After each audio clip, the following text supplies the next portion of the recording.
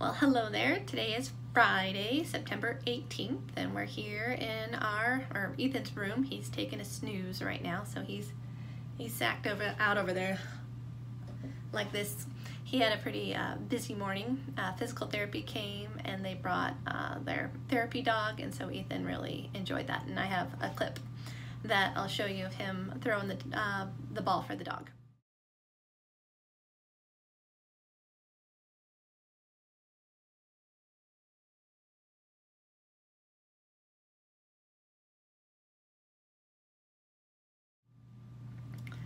So he had a really good time with Paloma, is the dog. So she's here Monday through Friday, so I think that was a good cheer up for Ethan.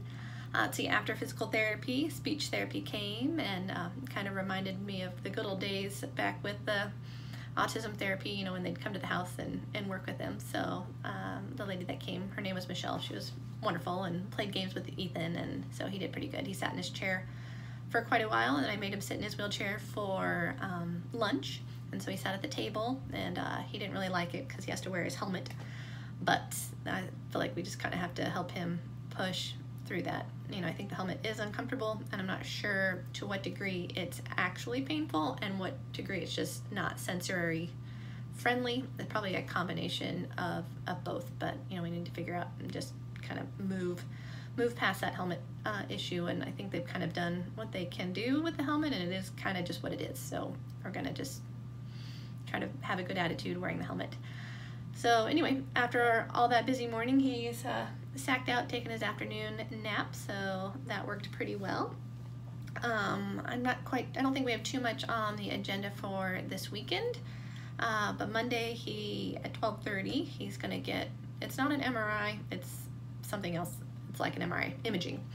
So it'll be a brain scan and then like a spinal column scan, just to see if anything has spread, and if it's just the brain we're talking about, or if there's other issues of concern. We don't know what we don't know, and so they just want to scan and see what's what. That scan will also kind of direct the radiology, the radiation treatment. That will kind of be the benchmark for beginning that process, and I feel like they want that to move as quickly as possible. I talked to the radiation doctor, I don't know her exact title, today, and signed consent to begin that treatment. So I would expect that that treatment would start next week. So that's good that stuff is happening, and it's also kind of scary that stuff is happening.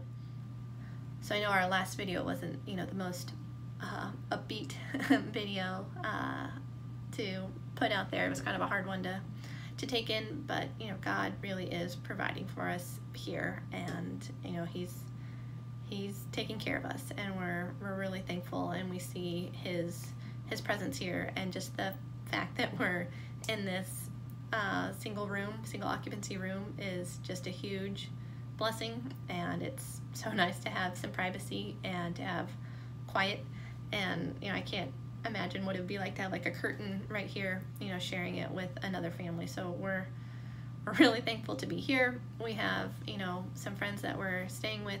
That is just a huge blessing to stay with them right now, and to just be encouraged by them each day. And there's just a lot of really good things, and I think about how far Ethan has come since the ICU, and God really is restoring him, and we see him moving and getting stronger, and moving his leg, and breathing on his own, and feeding himself, and making jokes, and enjoying reading The Hobbit. And we have a long way to go, but he's come a long way in a little over a week. And so I think about those videos from the ICU where he was attached to everything, and now he's not attached to anything. So I know we have a long, difficult road ahead, and it probably will get more difficult, but at the same time, you think about how far we've come.